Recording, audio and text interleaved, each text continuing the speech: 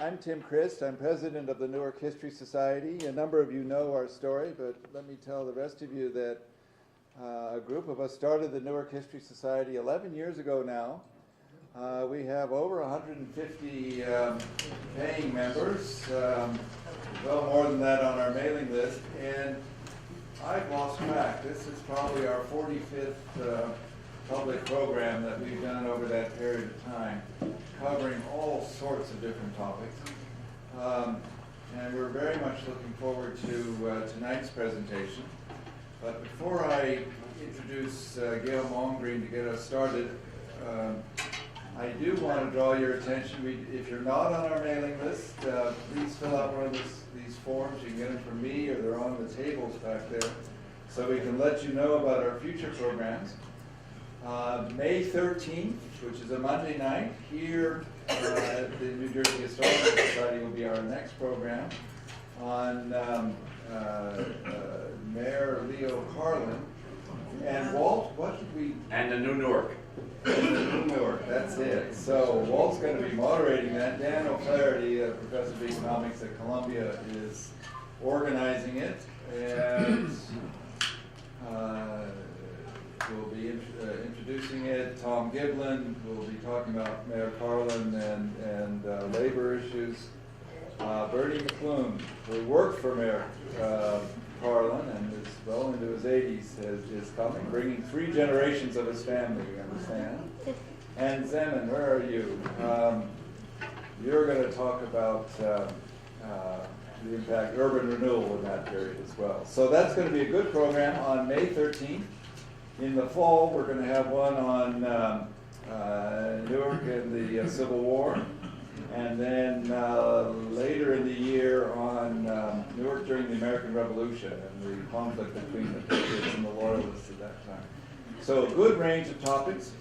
Tonight is a special one, though, and Gail Malmgreen, who, Dr. Malmgreen is the head of our Newark Archives project, which we started in cooperation with Rutgers a few years ago. We are attempting to identify archival materials related to any aspect of Newark history. Gail and Alex Ross, who is sitting back there, have surveyed the municipal archives here, the Newark Museum, the Newark Public Library, the New Jersey Hispanic Resource Information Center, and with a lot left to go.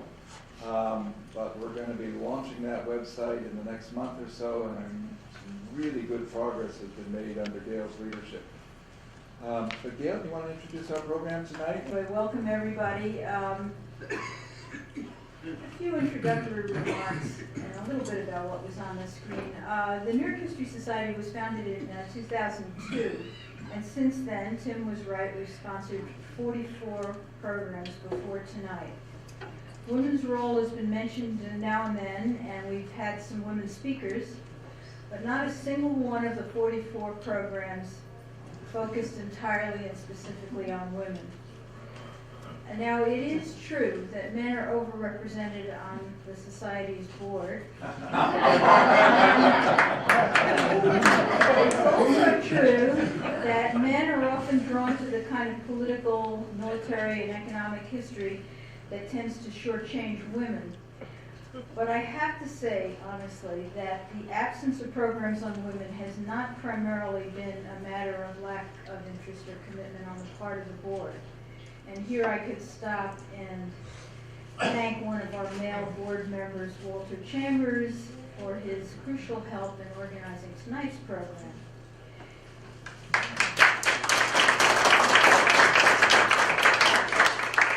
Thank you, Gail. I like women. The much more serious obstacle has been how very tough it is to find speakers who have actually done research on women in Newark, and especially on the first 2 centuries of Newark history. It was a problem. Think of the women whose pictures you saw in the PowerPoint a few minutes ago. Some of us recognize a few of them. Some were quite well known in their time. Others should have been much better known than they actually were and are. And many of them have stories that we'll never know. The evidence of their lives is gone forever. Some of them are only known by their spouse's names. They were Mrs. Henry somebody or Mrs. Robert somebody, and we often can't figure out even what their first names were. Some of them can only be discovered by sifting mentions of them out of archival collections that are devoted to their fathers, their husbands, or their sons. So yet again, it's one of our aims and an important part of the purpose of this tell history, in large part women's history. Sure it is. To put it another way, for every John Cotton Dana, there's a Beatrice Windsor, or possibly 4 Beatrice Windsors. So as Abigail Adams said, let's keep the women in mind. A few weeks ago at the Marion Thompson Wright Conference at Rutgers, Professor Clement Price said he would sum up his more than 30 years of advice to students in 2 words: complicate, complicate. Good old history, the more you look at it, the more complicated it becomes, and that's as it should be. African American history, ethnic history, women's history, they're not just a matter of adding something extra to the traditional story that we know pretty well. The Marion Wright Conference was devoted to the idea of emancipation and the Emancipation Proclamation. And what impressed me most in a full day of excellent presentations was to be shown that our very idea of the meaning of emancipation, always a messy and complex concept at best, is completely and radically transformed when we take into account the emancipation experience of slave women and children. So history is changed by adding women's perspective into it. It's not just expanded in some way. So tonight we're complicating the history of Newark by adding women's stories and women's perspectives. We're looking at 3 women whose memory happily is very much alive in the recollections of those who knew them and worked with them. We're fortunate to have 3 speakers with first-hand knowledge of who these women were as people.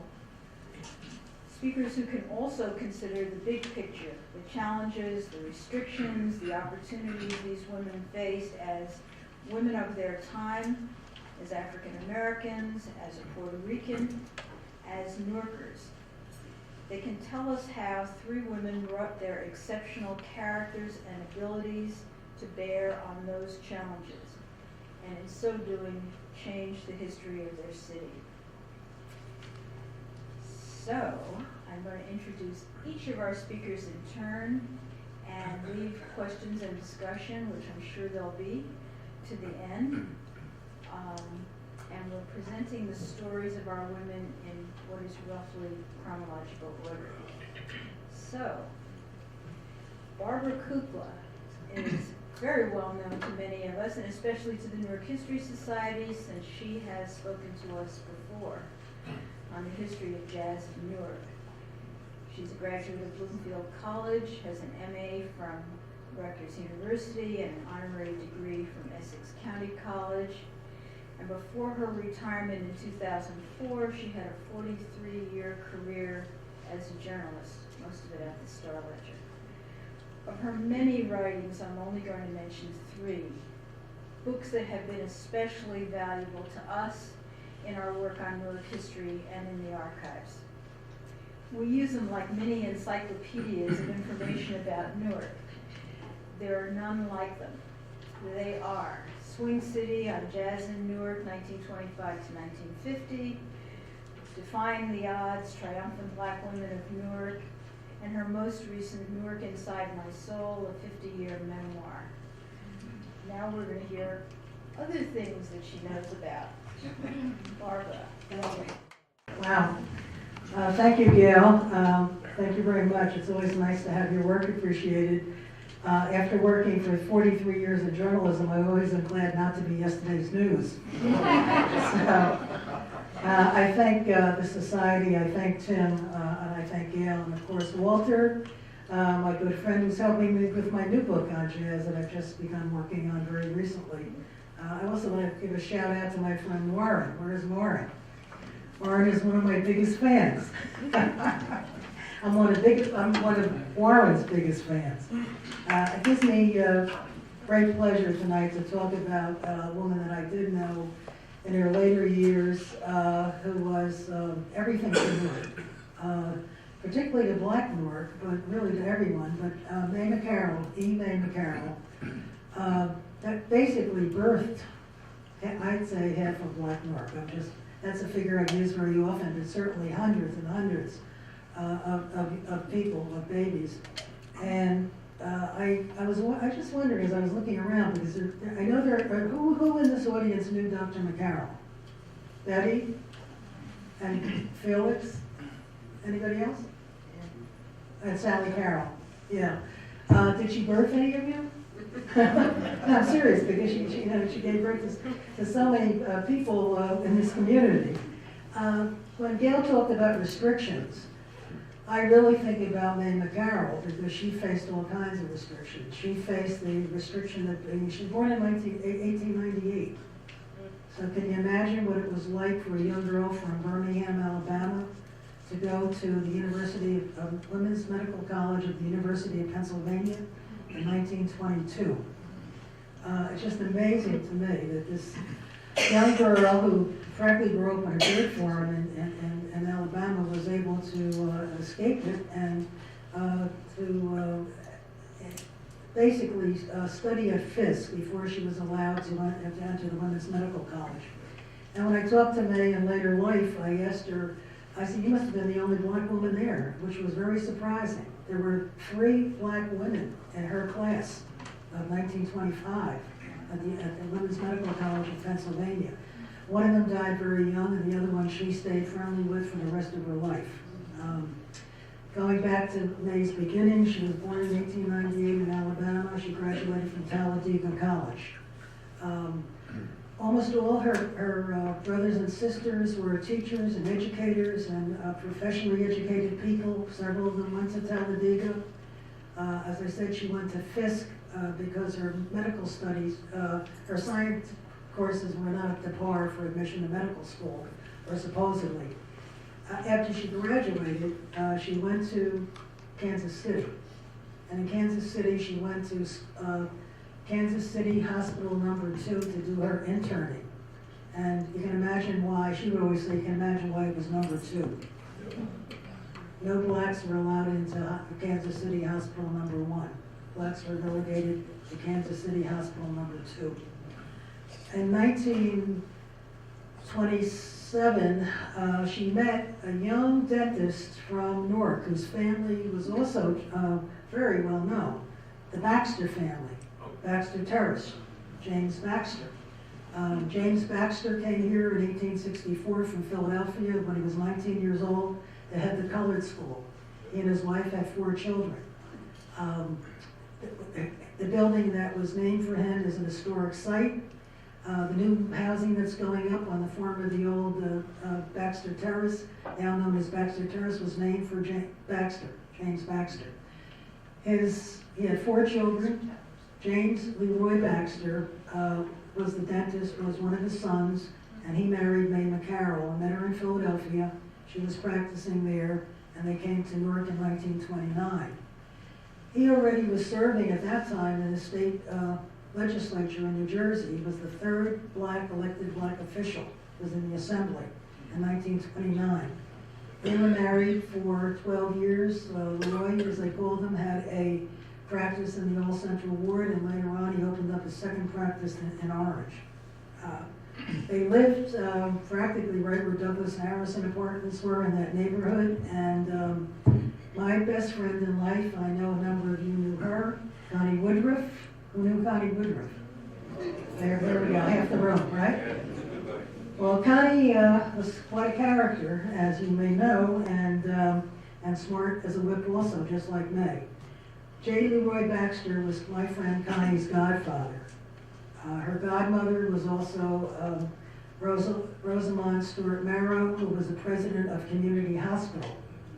So there was a lot of links here, and I think if you're from the old 3rd Ward, just like tonight, everybody knows everybody.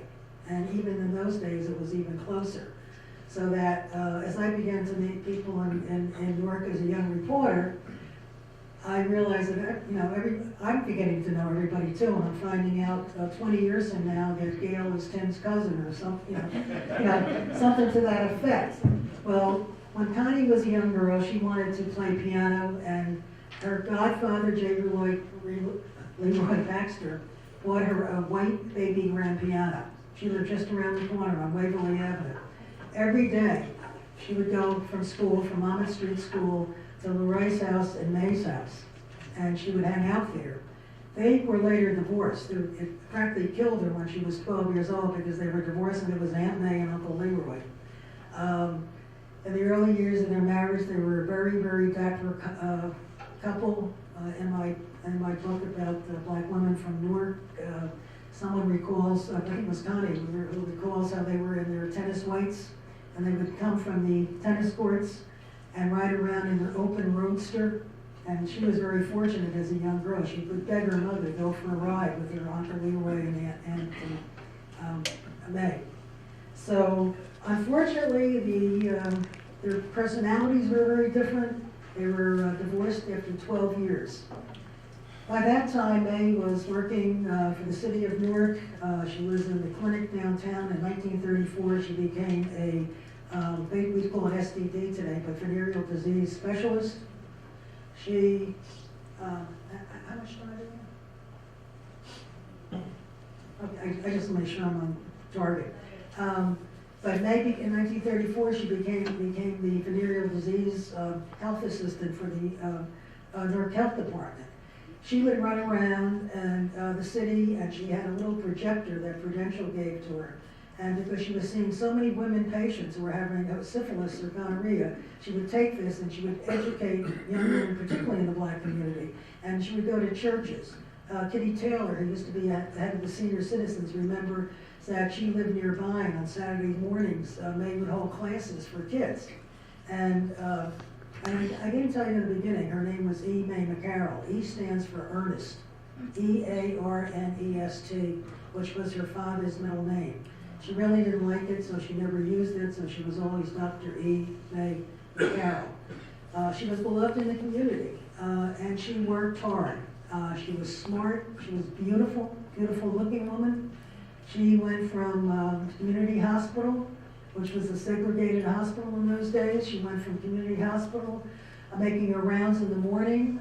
Then she went down to the clinic, and then she went to, had office hours, and often they were in her house. And people would come at 10 o'clock at night and knock on the door with a bad cold or something. She would let them in, like Dr. Burch. Betty's going to talk about Mary Burch. Her husband, Dr. Reynolds E. Burch, also did the same thing. If you didn't have money to pay, they might take a chicken or whatever you had. If it was your specialty and you made something or you could sew, that was the payment for the day. In 1934, when May went downtown to work at the health clinic, it's the same year that there was a tremendous battle on in this community to integrate City Hospital in Newark. It began in 1934 with what was known as the Newark Interracial Council. And this went on for years, back and forth, until finally in the 1940s, May and a bunch of friends, a bunch of her girlfriends, got in what she called an open-air car. They were all members of the Phyllis Wheatley Society, which is a women's literary club out of Montclair. And they would go to what was then City Hospital. And every year she would apply for a job as a doctor. Now there had been no white doctors. In fact, no black doctors. There had been no black nurses at that time. And that in 1939 was the subject of a report by the state criticizing the city of Newark for not having a black doctor or a black nurse in a publicly funded hospital. Jersey City was much more advanced. They had black nurses, black doctors, but Newark was really lagging behind. But the racism that was inherent in this town was so stubborn that nobody budged. Nobody would do anything. And finally, it became a hot issue on the election of 1944, and whatever the year was in the mid-40s. And May went to the hospital and applied again. And again, she was denied. And a reporter from the Newark News got her on the steps outside of the hospital, and he asked, don't you get tired of doing this? So I'm going to read a couple of paragraphs to show you what she had to say in the Newark News story. It says, all this hubbub that was going on changed in 1945 when a Newark Evening News reporter wrote about her determined effort, why he wanted to know did she keep coming back each year, since it was apparent that she would not be appointed. I do so, this is May's words, I do so because I know that someday, someone like me, some person of color, will be appointed if we persevere, she answered. If you are determined to do something, you cannot give up. We are tired of leaving our patients at the hospital's front door. And what was funny in those days, when a black baby was delivered, it was a separate maternity ward. So if you were a young black mother of a child, and the baby's father came to the hospital, he was not allowed in the door. He was not allowed to look at the baby in the summertime or lunch night through the window or the screen door. And I got that from Dottie Latta, who was an aide years later at the hospital when people were still talking about that. So Dottie Latta, by the way, is way up in her 90s right now and still with us, and a lifelong worker. I continued on in the book and I said, by then the hospital's Jim Crow policy was a smoldering issue in the November 1945 municipal elections, prompting a heated commission hearing at City Hall that resulted in a resolution calling for an investigation into the matter. After the article appeared, and then I go on to say that a doctor from the hospital called and offered me a job, but he was a proctologist. And her friend said, this is just a sham, they're gonna offer you this because I know you won't take it. But whether it was or not, and nobody really knows, she took it. And she said that the chief of, when she was asked that question, she said, my feeling about the matter was entirely different. The chief of staff was a man I respected. I thought he was quite sincere and sensitive to the issue at hand. Breaking down racial barriers and stereotypes was not an easy thing. The news article helped. It was such an embarrassment to the hospital that it opened the door to me as a Negro physician. It gave the good doctor an opportunity to hire me. So on January 3rd, 1946, she became the first black doctor at City Hospital. Now, what was really interesting about that, I go back to these restrictions again, was that not only was she a black person, she was a black woman. Many of the male black doctors, Felix, you hear me? Many of the male doctors of that era basically thought that it should have been them. So she was discriminated against as a woman. Not all of them. She had a lot of support from black male doctors in the community, but there was just a certain group here and there that felt that you know, they were in line and it should have been their job and not her job. But she went on to the hospital. She served this community for 50 years. And I had the honor of having dinner with her on the night that the building at 110 William Street, the new health building in Newark, was named for her and Dr. Arnold Haskins, her co-worker at the health department. It was May 5th, 1984. And it was very interesting. It was very hot that day. And we're all sitting out in the sun. It was an outdoor affair. And Ken Gibson was mayor. And all this talk was going on by the politicians. They were practically knocking each other off the stand to get their pictures taken and be seen and speak. And finally it became May's turn. It was a long, long program. And she said, got up and she said, thank you. And that night we went over to, I can't remember the woman's name, but her first name was Susie. And she lived at 1 Court Street in the Senior Citizens, and my friend Connie Woodruff and I went over, just the 4 of us, for dinner. Susie's cooking away, and I'm talking to May. And I kept saying, Dr. McCarroll, you know, why didn't you say more than that? She said, oh, Barbara, I looked out at the faces. You know, I said, I could see how bored they were. They didn't want another speech. So I let the politicians do it. So that night, later on I found out that her niece, Julia Bates, Baxter Bates, had written a speech with her the night before. She did this big long speech. She gave me a copy of the speech that night. But I had to practically beg her to interview her. I wanted to write a story. You know, I was writing a story anyway about the ceremony. I wanted to get more from her and more about her life story. And I kept saying, Dr. McCarroll, This would be such an inspiration to all these young women in our community, to anybody who wants to be a doctor or serve Newark. Please, let me write. So finally she caved in more or less, and I have my tape recorder. I wish I could find this. I have it somewhere. I cannot find it. Yeah. Well, that's what happens when you collect so much stuff after a while. And I'm not an archivist, so I should have taken some archive lessons. But I'll be darned. She called me the next morning. She called me at 7 o'clock in the morning. I was sleeping, and she said, "Barbara, this is how humble this woman was.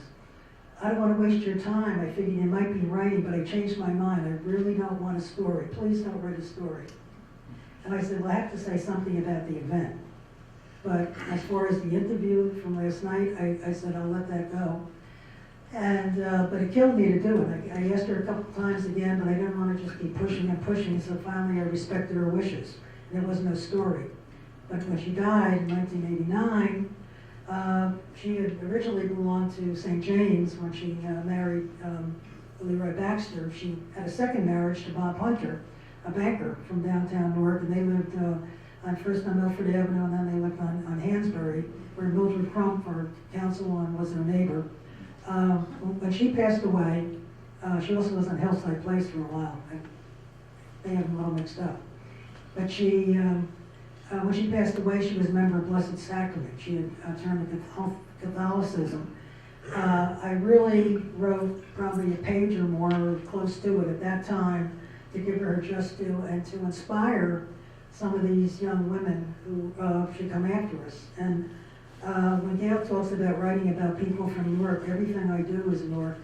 Newark is everything to me. I've been here 50 years with my memoir shows. I write about my friends, the people I write about. Every woman in this book, there's 250 of them. Every woman in anything I've written, aside from what I did at the paper, but in my books, basically is about Newark, because the city has such a rich history, whether it's jazz or women or churches or anything you want to think about. Believe me, we have it here, and people should know about it. I want to make sure that my friends are not forgotten. And that's been the theme of my jazz book. I don't want my friend Miss Rhapsody to be forgotten. This book is dedicated to my friend Connie Woodruff. My book sounds like my book on Dolores Collins Benjamin, the founder of the North Jersey Philharmonic Glee Club. These are rich histories. The Glee Club really doesn't even tout its own history. It is I can't find any other group in the United States, the oldest African-American all-male choral singing group in the country, ever, anytime. And yet, these guys have a hard time getting a gig, so to speak. They're respected to a certain extent. I am going to wind up right now because I see Gail moving her papers around. And as I told Warren this morning, I could talk about May, and I could just talk in general for an hour. So I will be quiet, sit down, and say thank you very much. That's great. There'd be no history of Newark at all if it weren't for people like Barbara, some who are not here, like John Cunningham and Charles Cummings, of course, and the other speakers tonight. But we need more. We need more. We can never get too much of Newark, right? I should say a word actually about the illustrations. Almost everything in the slideshow before and the three illustrations on the flyer are from the Newark Public Library, which is the most magnificent collection of photographs on Newark to be found anywhere. No question about that, even though we don't actually have identifications for all of them. But if you need a picture, the Newark Public Library is the place to go. Betty Neals is a very actively retired teacher who's also a poet, an actor, and a lyricist, among other creative talents.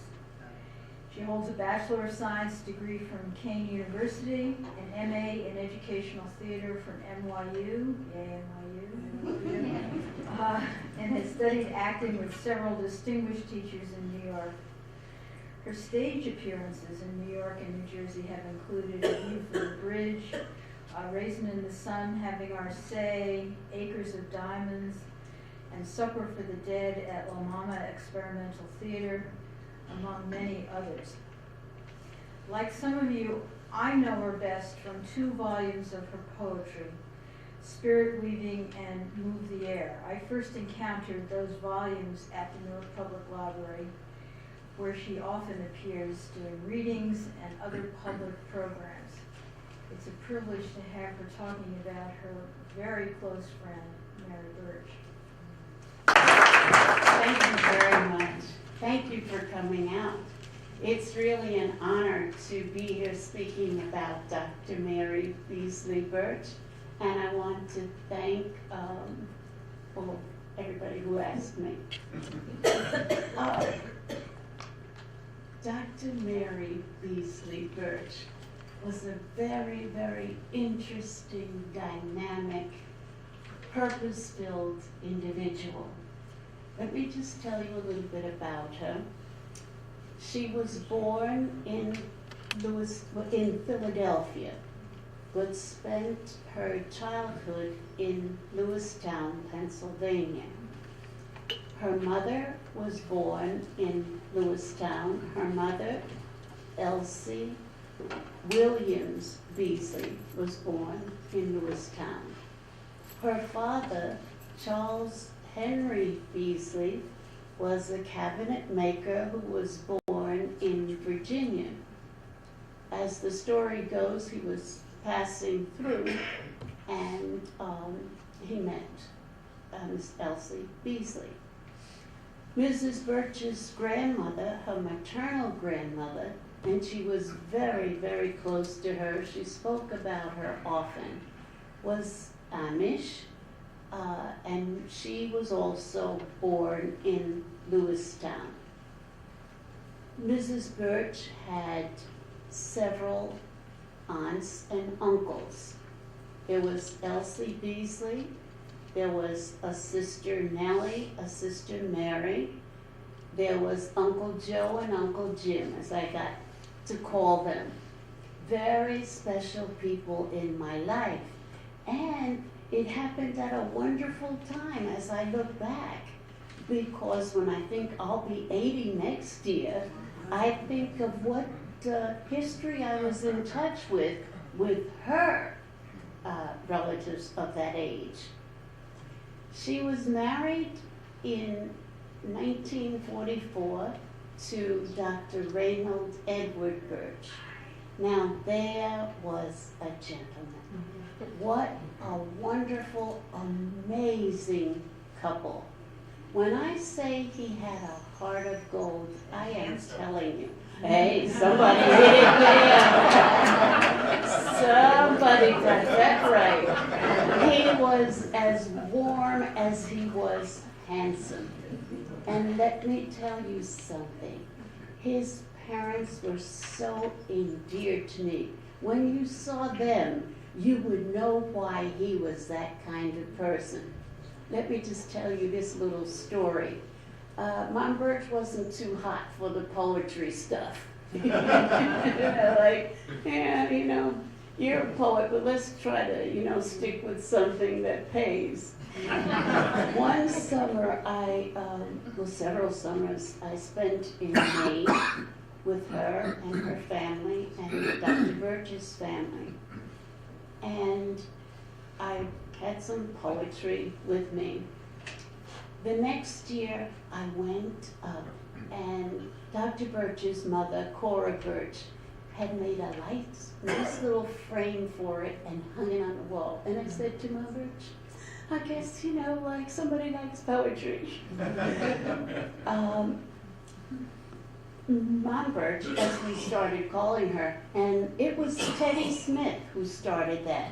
Now let me back up here. When we talk about WBGO, we had a radio program from the Leaguers on the station before it was WBGO. We're talking about in late 40s, early 50s. And the name of our program was Saber Espodea. When I looked at it, I thought, maybe we kind of knew later on we would have Latin American Oh.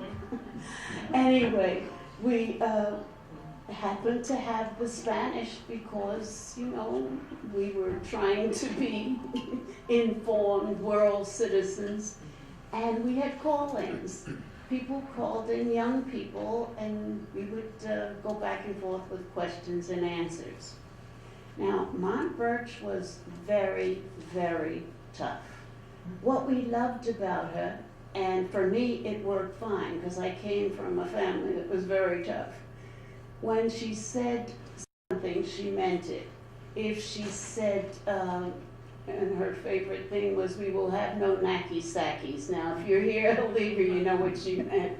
It just was, you will do it my way or the highway. And she didn't ask us anything that she shouldn't have asked.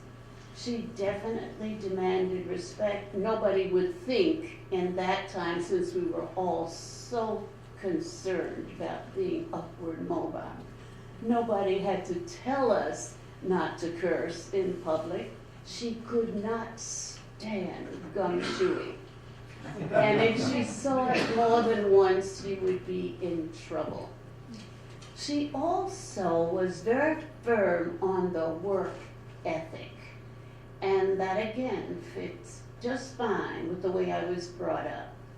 That whatever you do, whatever kind of work you do, is honorable. Because, you know, I think in this time, if you did a little work that was not office or whatever, domestic or whatever, it was kind of, you know, understatement of the person. But work is something that was a part of being a leaguer. It was not about anybody feeding us scholarships. Trust me, we worked. What did we have to do? We had cotillion tickets to sell. We had dinners to prepare for events that we had. We had other responsibilities in the community. Some. Being a part of a non-political but political work. What did we do? We had to register voters. As a matter of fact, Bernice Bass used to read my poem. I like that. From that time, it said, "Don't knock here no more, 'cause I done voted." Mrs. Burch had us go out and we overlapped. One group was A and group was B and C, and somehow we didn't get all our charts right. And Donald Payne was the one who organized us for that. And the woman said, "Don't knock here no more, 'cause I done voted." A knotted string tied to a card hung on the door. I voted for the 118. Don't want to lose this loaded dream. Let's clear the air about whether black folks can unite. Now that's when we elected Irvine Turner. If you remember him, the boulevard is named after him. We spent lots of hours under her direction. Now, everybody remembers the cotillion. And if you think we did not spend our whole year looking forward to that event, it was absolutely beautiful. Most of us, it was the first time wearing a gown, a white gown, and the gentlemen had their tails, and the beautiful thing was the waltz. There is no leaguer who does not at least know Strauss and Melody of Love and Tennessee Waltz and many others. We really learned from that other kinds of aspects of etiquette. You would say, well, maybe we should have known them, but a lot was taken for granted when you're 15, 16 years old. We have to say it was the joy of our life. When I meet leaguers, which I do all the time, as a matter of fact, Donald Payne and I talked shortly before his death, and we were recalling the Christmas we went to Mom Burch's. We surprised her. I, had kind of planned it because I was living there. And Donald was working at Haynes, and that was a big time job for, we were high school and getting ready for college to have a job. He got a beautiful punch bowl. Anyway, we hired a horse and wagon, and we really had a hay ride. We got hay, and Kay and Pat and some other people will remember that night. It surprised her, and she was moved by that for years. She talked about it, and she was grateful that we thought of her, and she knew that. Now, I love that Barbara says Newark is a place with a lot of love, and that is so true. If you will put forth a little effort, you will be rewarded. In Mom Burch's lifetime, and this is very seldom seen, there was the building, Clinton Avenue, and some people in here remember how we worked for that. We also remember how difficult it was to have the building. People thought, it's going to be some little hoodlums coming in unattended and whatever. And there was quite a discussion, quite almost a legal case about it. Anyway, we did achieve that building, which bears the Leaguer's name. Across, later on, we got the supermarket. That was a tribute to Dr. Reynold Edward Burch, Reynold E. Burch on that building. A dorm at Kane is the Mary B. Burch Hall. Now, she lived to see these things. She lived to see at Essex County College the theater named after her. Now, that was a good choice for them to name the theater after her because she was so involved in seeing that Essex County College would remain in Newark because it almost didn't. And I see a few heads nodding because they tried to remove it from the city of Newark. But she and Dr. Burch worked valiantly to keep it there. So when the theater was named after her, we were very, very happy. But to see this happen in your lifetime is gratifying. And I can tell you, Newark responds to love. If you put it out, someone will help. She introduced us to lots of people. My very special memory of Dr. Mordecai Johnson, who was then the president of Howard University. He came to Newark, he spoke to us, he came to the cotillion, and we were in awe. Here is a man who told us some of the history of Howard, some of his personal history, but to think that he found us important enough to come and spend some time.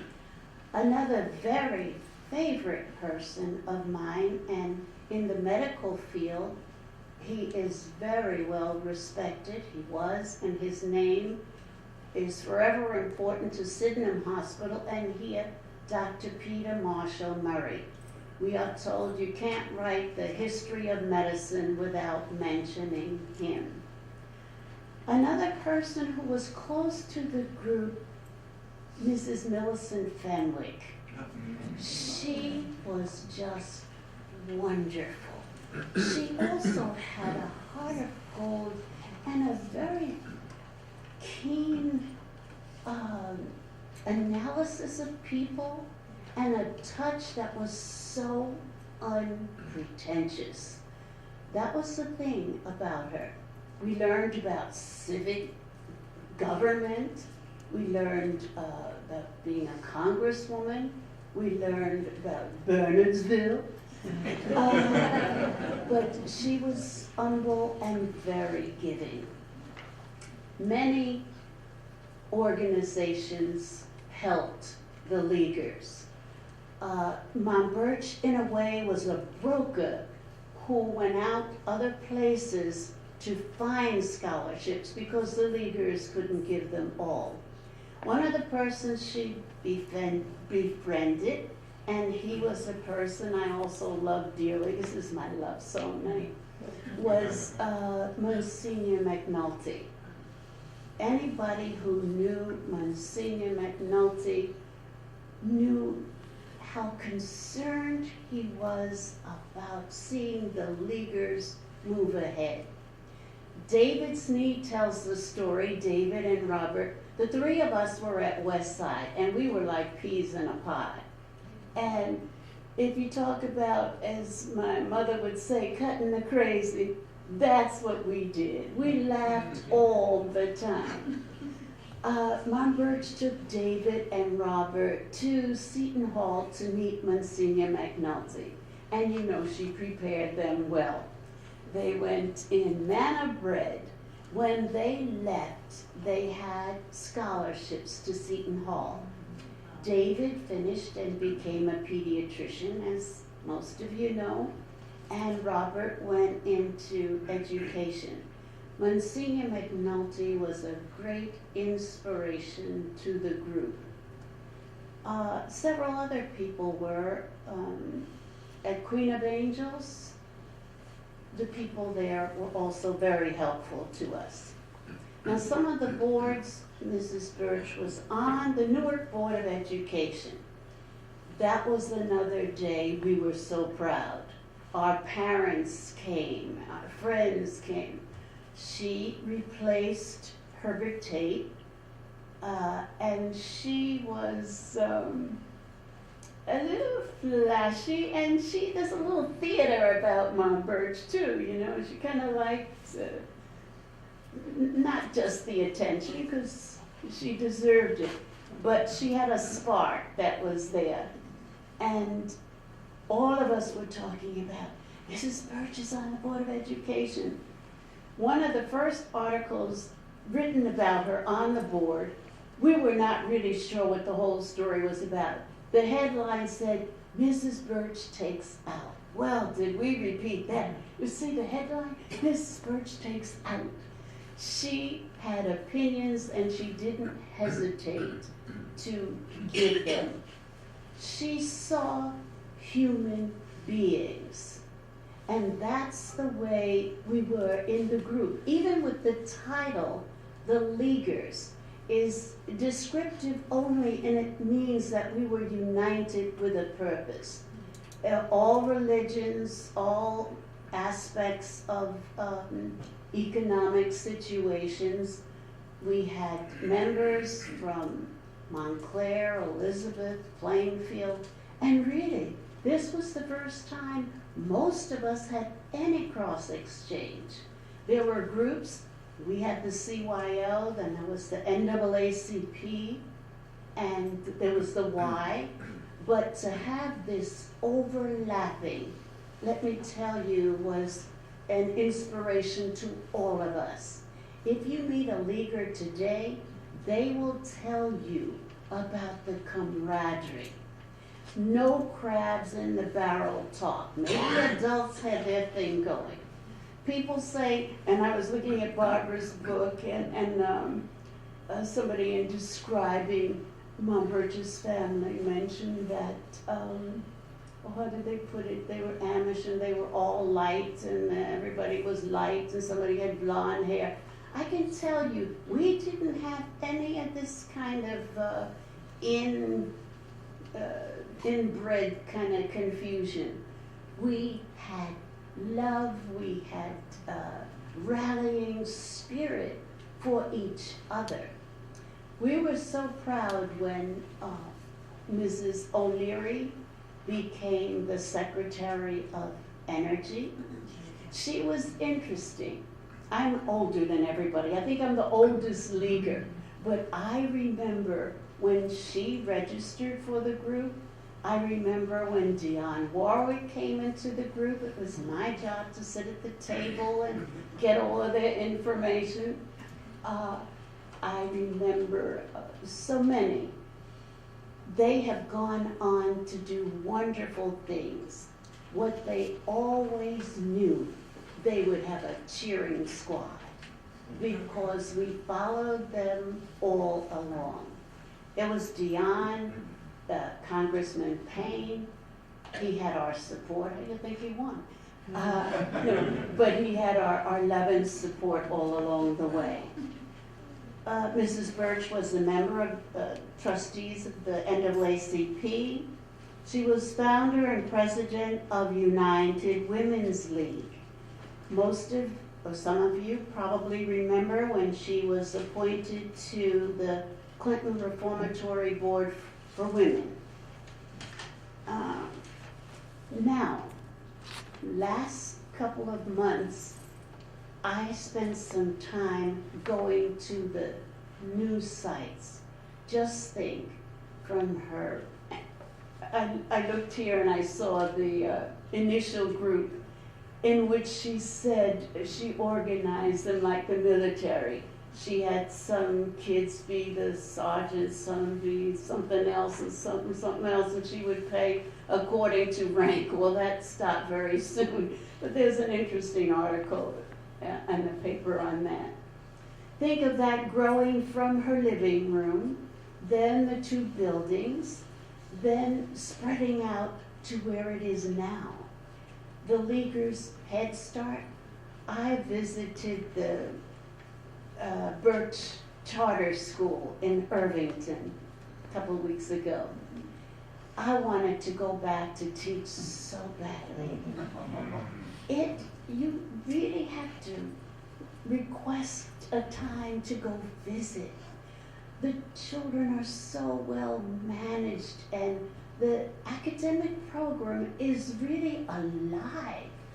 It is quite a diasporic teaching environment now, from Africa, the Caribbean, from here, and the infusion has made it an exciting place to be. I visited the Orange Street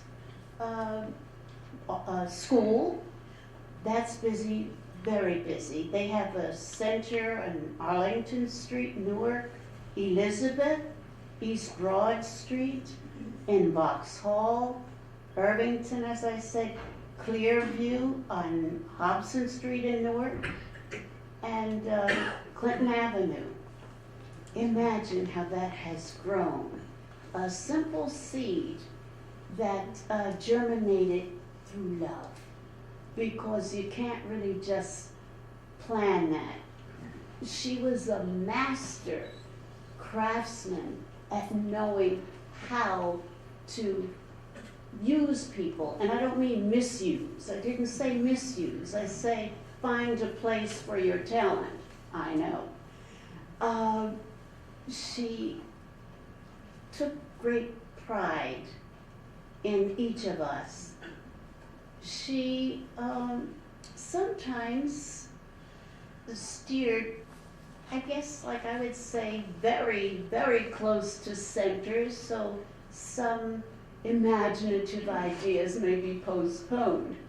I spoke with Yvonne Counts Lowen, who is the chairman of the board of the Leaguers. She tells the story of how Mrs. Burch appointed her 30 years ago. She was supposed to be there, for that period, and she's still there. And she said, well, you know how my Burch was about the democratic idea. If it's working, don't fix it. And when you look at what has happened, everybody seems happy that Yvonne is still there. Dr. Yamba has expressed his gratitude so often for the scholarship program that Mrs. Burch left. I think it was like $148,000 in scholarships for Essex County. She left a sum for Shippensburg, which is the college from which she graduated. She gave a contribution, she and Dr. Burch, a sizable contribution to Bates and Howard University Medical School. One of the important persons, and we can't leave her out with the Leaguers, of course, was Connie Woodruff. She knew everybody. She knew how to get in and out of places and whom to call and how to get responses from the community. So they worked very closely. One of the persons whose name you will never hear was Mrs. Lois Hutchison. She was the person who worked, you know, in the dark. Whatever was to be done, she was there to do it. A person who gave very generously was Dr. Neals. Now, before I finish this story, am I doing okay with time? How about almost time? A couple of minutes?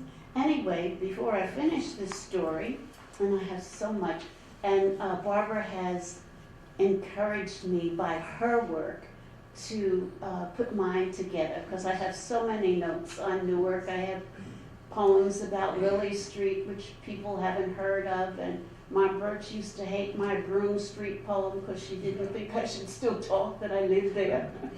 And I have stories about different things. Something old, something new, something borrowed. Something borrowed for me was Mom Burch's wedding train. I was married in her wedding train because she introduced me to my husband. And my husband's uncle had been a very generous giver to the Leaguers. Dr. Neals was Dr. Burch's roommate at Howard. Isn't that serendipitous? So there'll always be that very, very special place she has in my heart, both of them, and the Leaguers. I wasn't able to do as much as I wanted to do because trying to raise 3 children, as my husband would say, rear, 3 children, you know, that occupies a lot of time. Thank you so much for listening. Be your own inspiration and follow your heart. God bless.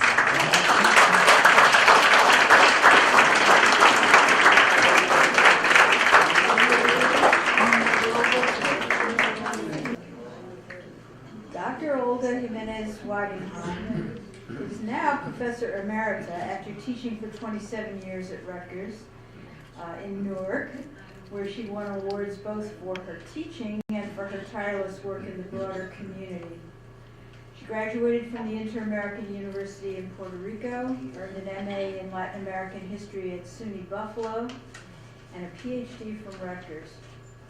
The list of her books and articles, mostly on Puerto Rican history, is absolutely too long to recount.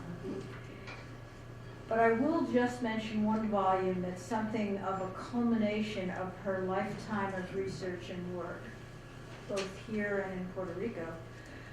The book is Puerto Rico, an Interpretive History from Pre-Columbian Times to 1900, published in 1998. She has been a Fulbright Fellow, Ford Foundation Fellow, and has won a number of coveted grants for a project she began only when she retired officially from Rutgers. This retirement thing is kind of a, you know, sort of a fantasy for many of us, I think. Working with a dedicated group of supporters and a talented staff of archivists and interns, she has founded and shaped the New Jersey Hispanic Research Center, Research and Information Center at the Newark Public Library. This archive is unique in the state. There is none other like it. And it is a gold mine, I can testify from personal familiarity in recent weeks, for researchers and for students, and for anyone who's interested in the Hispanic history of New Jersey and its connections to other communities in New Jersey. If you don't know it, you should check out its website immediately. And now, Dr. Wagenheim is going to talk about someone she knew very well. Thank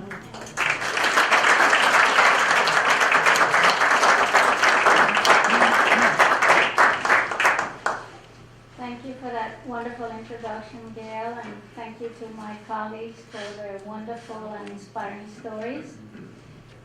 Tonight, in the 20 minutes that I have, I am going to focus on some aspects of Hilda Hidalgo's life.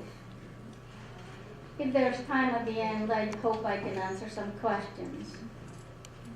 First, I want to stress the point that Hilda Hidalgo was Puerto Rican and that she was very proud of that fact. She was born in Rio Piedras, Puerto Rico on September 1st, 1928. Rio Piedras forms part of metropolitan San Juan, so she grew up in the island's capital and had access to the best education the island had to offer. Her family was middle class by Puerto Rico standards. Her mother was a school teacher and in a school connected at the University of Puerto Rico. Her father was a civil servant. Hers was a family of books and learning. In her 81 years on this earth, Hilda made a great difference in the lives of many. She and her sisters Elia and Saida told us she was, as her sisters Elia and Saida told us, a very smart and lively child. She was also a very good student, albeit with a very strong will. At the age of 10, Hilda already exhibited her own leadership style. She loved the beach and would find ways around her mother's objections to get there and to bring her sisters and some of the neighbors. The results of those outings, when their mother found out, were not always pleasant, but Hilda always assumed responsibility for what she had done. At 16, Hilda left home and joined a convent in Philadelphia, where she would remain until age 22. Why she became a nun in the first place, or why she abandoned that life, she never told me. I was surprised to learn that she had been a nun because I could never see her in the religious, traditional way. Yet I suspect that the convent life would have been too confining for the force that lay within her. She returned to Puerto Rico after she left the convent, attended the University of Puerto Rico, and received a bachelor's degree. Then she went off first to Washington, D.C., where she obtained a master's degree in a Catholic university, and then on to Smith in Northampton, Massachusetts, where she got an MSW. She came to Newark in 1960 at age 32. Barbara and I were comparing notes on that. With 2 graduate degrees, plus 6 years of experience in helping the less fortunate, which was part of the work she had done at the convent in Philadelphia. She had already discovered she was a lesbian and was very much at peace with that fact. She arrived in Newark as district director of the Girl Scout Council of Greater Essex, a position she held for the next 5 years. In 1965, she left the Girl Scout Council to become director of group services of the Child Services Association. At the Girl Scouts jobs, she met Joan McInerney, the woman who would become her life partner at least for the next 35 years. In 1995, Joan died of cancer, and Hilda nursed Joan through her entire illness. The Newark that Hilda encountered during the 1960s was one of many unsolved problems.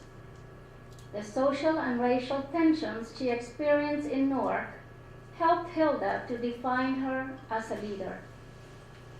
Newark became both a challenge and an opportunity for Hilda's energy and creativity. As a trained professional, Hilda had the skills needed to begin looking for answers to the many problems that afflicted the Puerto Rican community and other Latinos. At first, she focused on the needs of the Latino children she had met at the Girl Scouts and at Child Services. Then she began to address the problems of their older siblings who were woefully underserved by the city schools. Through the children, she met the parents and soon realized that they too had needs. Over time, she became aware that in order to begin to address even the most basic of the community's problems, the members of that community had to be organized. And organize them she did.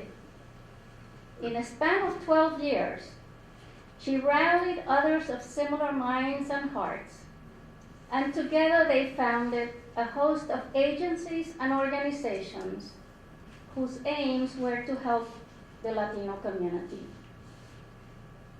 In 1972, for example, she founded La Casa de Don Pedro, a multi-service social agency in North Newark, the area where the Puerto Ricans had begun to settle as the Italians had been leaving.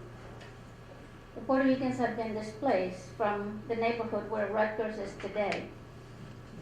She presided over La Casa's board of trustees for several years.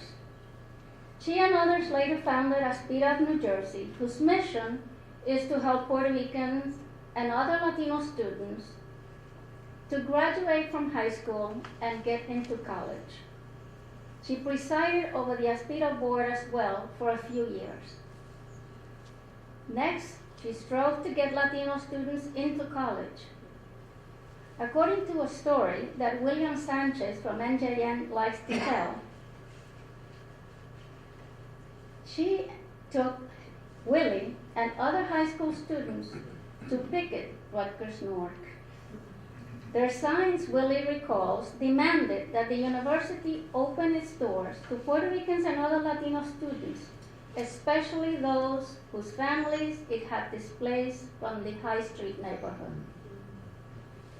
Those demands, coming as they did, on the heels of the affirmative action laws, were heeded by Rutgers, and soon there were some reforms. Hilda herself was hired away from Child Services to teach at the School of Social Work in New Brunswick, where a Department of Puerto Rican Studies was created soon after by her friend and colleague, Maria Josefa Canino. In Newark, Maria de Castro Blake, also a friend of Hilda's, who was then a highly competent administrator working at Rutgers, was assigned an office and the task of recruiting Latino students. Willie Sanchez was among that first cohort of students brought to Newark campus sometime in the early 1970s.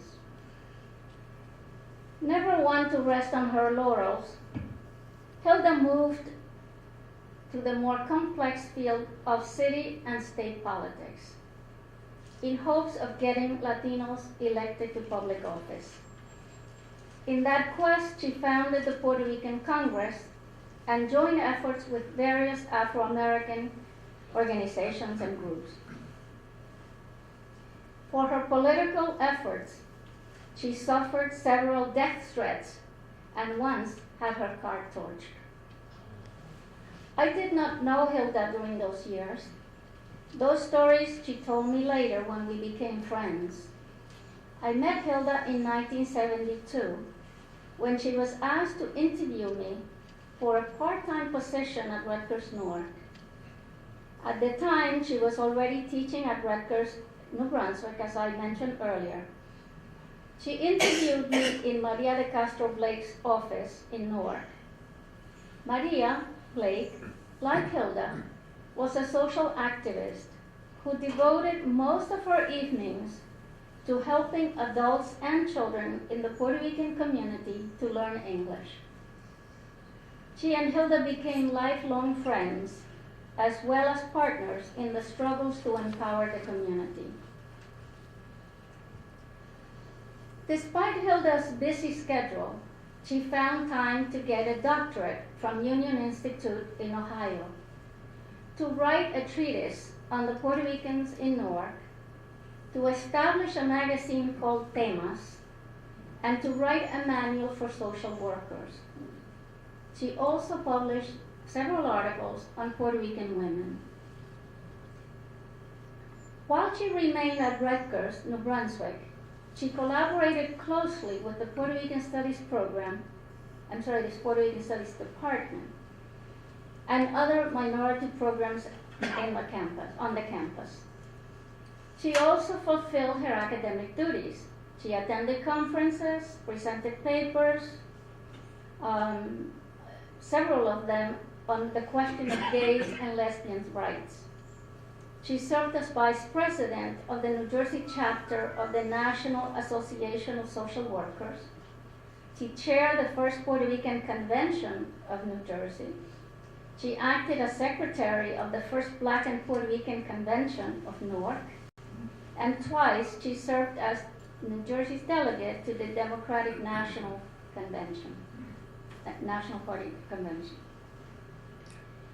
During the last decade of her academic career at Rutgers, where she taught for 23 years, she transferred to the Newark campus, where she created 2 bilingual bicultural graduate programs aimed at working adults. The first was a master's program in social work, and the second was one in public administration. As is often the case in academia, one is likely to get the administration's blessings and encouragement to be creative, but hardly ever the funding. This was true for Hilda's programs. She had to design the programs, teaching them, and fundraise in order to bring the programs into fruition. And she did that, and she did it well. As a result of her vision and hard work, there are today hundreds of Latino social workers and public administrators following in her footsteps throughout the United States. In her last position, 93 to 94, Hilda was appointed Assistant Commissioner of Education by Governor Florio shortly after she had retired from Rutgers. The job required her to visit Newark's public schools to investigate allegations of misuse of funds and failure to provide adequate education. According to the Star-Ledger, Hilda and even her immediate supervisor, Mary Lee Fitzgerald, had either been denied access to some city schools by recalcitrant members of the teachers' union, or blocked altogether from entering the premises by guards employed by the city. On October 20th, 1993, Hilda, never one to be rebuffed easily, invited a reporter and 2 photographers from the Star-Ledger to accompany her to the Morton Street School. This time, they were allowed into the school, but were told they could only go as far as the principal's office. A tall order for Hilda. Hilda refused to abide by that restriction because the visit was supposed to be unannounced on the teachers. Someone in the school called the police. An officer arrived and tried to escort Hilda out of the building, but she decided to sit on the stairwell and not budge. She was threatened with arrest, but she still did not move.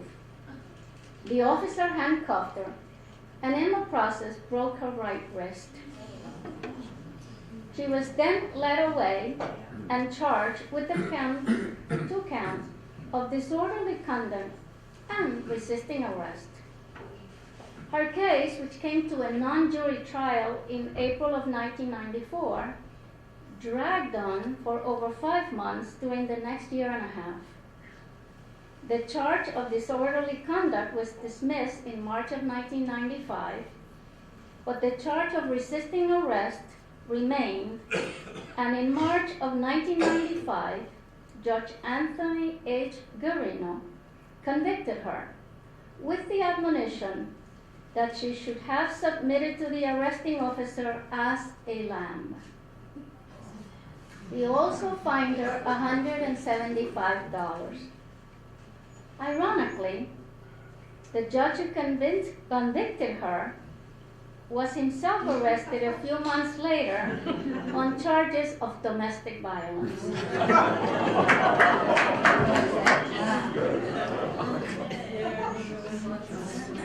The conviction, this is all thanks to the Star Ledger. The conviction, if upheld, could have meant 6 months in jail, but the case was appealed by her lawyer, Wilfredo Caraballo, to the Superior Court, where a wiser judge by the name of Alvin Wise ruled that the state had failed to prove its case and exonerated her in November of 1995. Later that month, Hilda left New Jersey and moved to Florida, where she continued to work with a lesbian advocacy group called Wild Iris until she died on November 8, 2009. In Florida, Hilda met her second life partner, the physician Cheryl LeMay. They spent 7 wonderful years together, traveling as far as China and North Vietnam. Diagnosed with terminal cancer in the summer of 2009, Hilda chose not to undergo treatment, but to stay home and receive her friends. At home, she was lovingly cared for by her partner Cheryl, her sisters Elia and Saida, and a host of friends who came from all corners of Puerto Rico and the United States to wish her well, to share memories with her. I too went to see her, and shortly after my visit, made sure that Hilda's story was preserved. In her own words, via tape-recorded interviews. The job of interviewing Hilda was lovingly carried out by archivist Yesenia Lopez of the Newark Public Library, and that interview will soon be transcribed and be made available through the Puerto Rican Community Archives.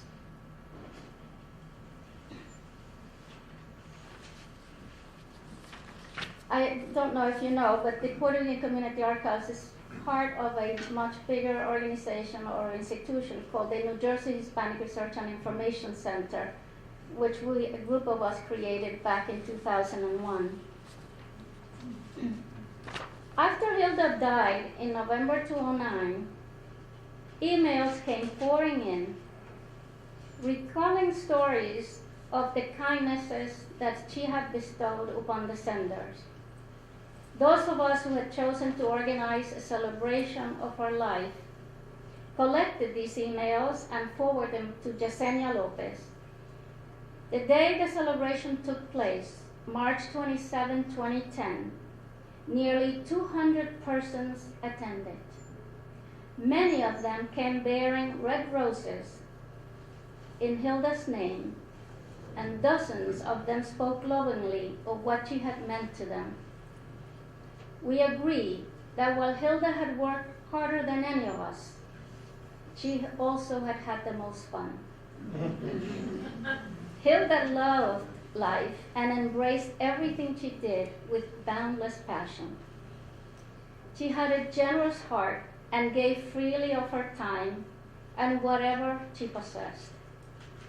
At her memorial, a story was told that Hilda had a friend deliver 100 red roses to Virginia Thorpe's grave when Hilda, was too ill to do it herself. I think it was the Tufo who delivered those flowers. Virginia had been Hilda's secretary at Rutgers-Newark and had once mentioned to Hilda that she would like something like that because she had seen it for someone else. So another woman in the audience told the story that her car would have been towed away had Hilda not paid a $300 fine that the woman had to pay. In my own case, I will never forget the dinner party Hilda organized for me the day I took my prelim exams for the PhD. We who knew and loved Hilda can never forget her because she taught us to be the best we could ever be. She was a force, a generous soul who lived exactly what she preached. She was my mentor and she was my friend. I will forever miss her wise counsel, her outrageous comments, and her mischievous ways. Thank you.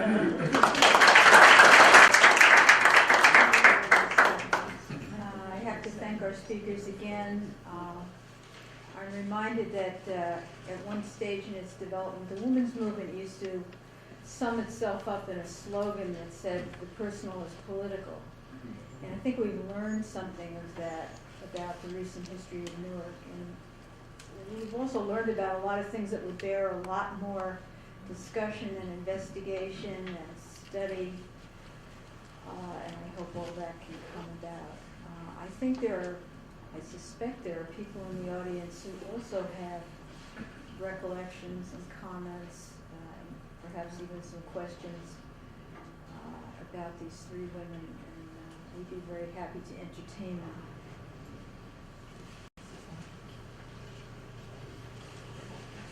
Sure. I have a question for Olga.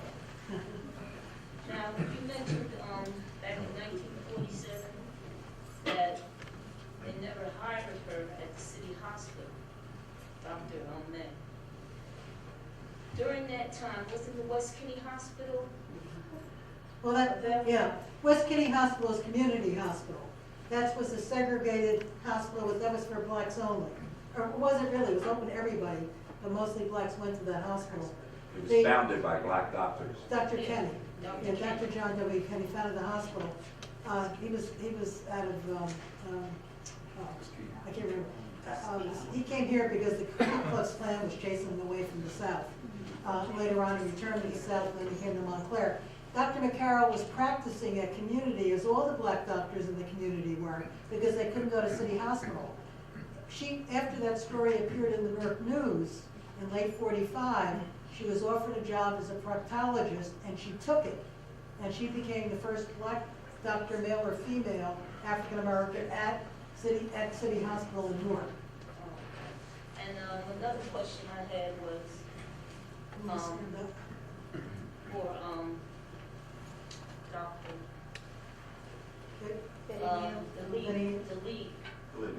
the leaguers.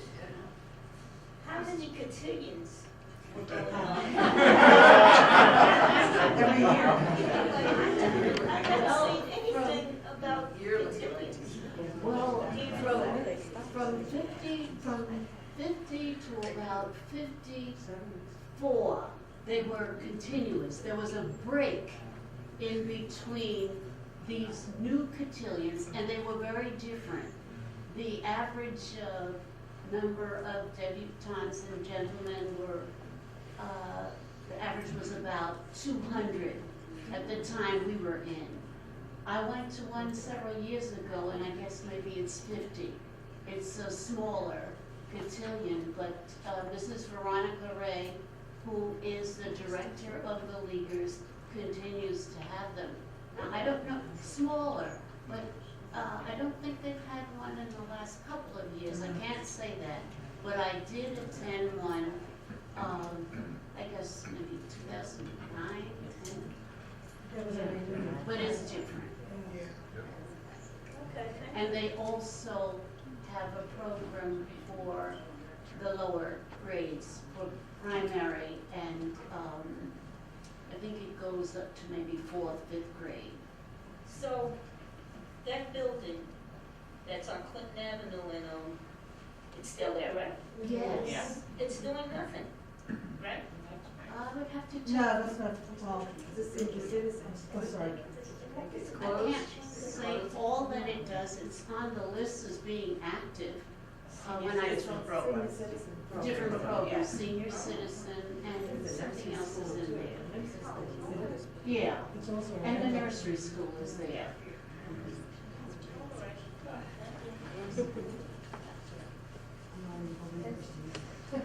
Yes. No. I have a question for, Right?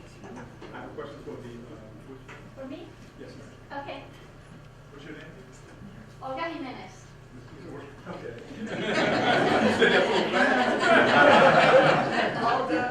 Okay. Olga. You call me Olga Wagenheim, thanks to a husband here. Okay, that explains it. Miss Olga, from the presentation. And we also have to, we can't forget about our brown brothers and sisters too, and their story, where they come from, where they're going, the sacrifices they made. And this particular social scientist here, did she ever get into why she went into the convent being a nun? Was it because of soul searching? Did that help with that maybe? Or? You know, that is not a story that I know. Possibly the archivist who did her oral history got into it, because I actually helped her design the questions, and that was one of the questions that I had. Why did she go into the convent? I suspect that Puerto Rico 1950s, people were, the majority of the people were Catholics. Her family is a middle-class family from the city. It was very likely that they were very involved with the church. And Hilda, up to age 16, would have been very involved in the church.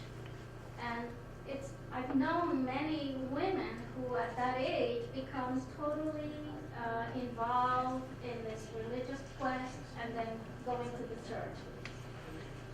Then the rebellious spirit of Hilda is going to get in the way, and that is why she's going to leave at age 22. And it took my breath away when I found out that she had been a nun, because I had known her for years. I'd never known that story, and she was the most irreverent person that I've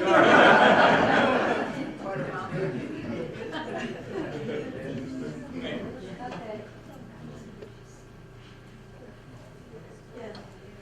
Just wanted to thank all three of you for telling us about these wonderful women that many of us knew over the years. I just wanted to add something, Dr. Olga, to your story about Hilda. Yes. Hilda was the person who convinced me to become Auditor General for the Newark Public Schools. All the time that these investigations were going on. Everyone I knew said, "Becky, you must be crazy." But when the incident that happened at Morton Street School, when Hilda was arrested, it really wasn't the teachers' union who set her up. It was really the downtown, the school system superintendent and the principal of Morton Street School who really set her up to get arrested. And so later, when I was talking to Hilda, and I was trying to figure out why did these cops treat her so rough, you know? In fact, they brought 6 buses to Morton Street School, because I guess they thought the school was rioting or something, I don't know. But afterwards, as Hilda and I were talking about this, I said, Hilda, I said, because I saw the picture in the paper, and there were these older cops with white hair and all. I said, Hilda, those were probably the cops that you gave a hard time to out in Branch Brook Park when you had all those demonstrations, and this was payback time when they got you. I mean, because she lived in Newark so many years, so these police must have known who she was. Yeah, they did. And so I think it was maybe payback that made them so rough on someone. Yeah, I'm just basing this so on what I read venerated. in the Star Ledger. Yeah. My mother used to say, don't believe everything you read, because maybe I wrote it. Very good. That's a great story. Maybe we ought to get the archivist to get that story. Yes, I was going to ask Barbara, we have a book in NAACP that has some minutes from 1922. Yes. And it talks about the time that Dr. Clarence Janifer, Right. the NAACP had initiated a fight to get him certified in the city hospital system, and they Right. were successful. And that was the original city hospital, was it not? Yes, it was, yeah. Yeah. 1922. And when you mentioned the NAACP, Dr. McCarroll, the Baxters, the daughter. I got this book from Grace Fenderson back. Grace Fenderson Baxter. Grace Baxter Fenderson. Baxter Fenderson. Fenderson and her husband Walter were very active. They helped create the North Branch of the NAACP in 1914. This is almost more than 10 years before Dr. McCarroll and J. Leroy Baxter married. But everything was going on in the NAACP. Sally's on the national board forever and ever, but everything was going out of 17 Elm Street, which was the Baxter household, where Mrs. Fenderson is a school teacher. She was my friend Connie's school teacher at Monmouth Street School. But well, as I said, all these very active families were all kind of interlinked together.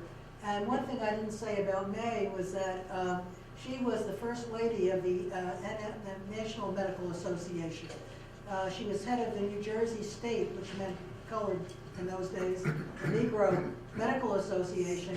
She was offered the presidency of the National Medical, but she never took it. But she was also, because she was a Baxter, married a Baxter, she was very active in the NAACP throughout her life as well.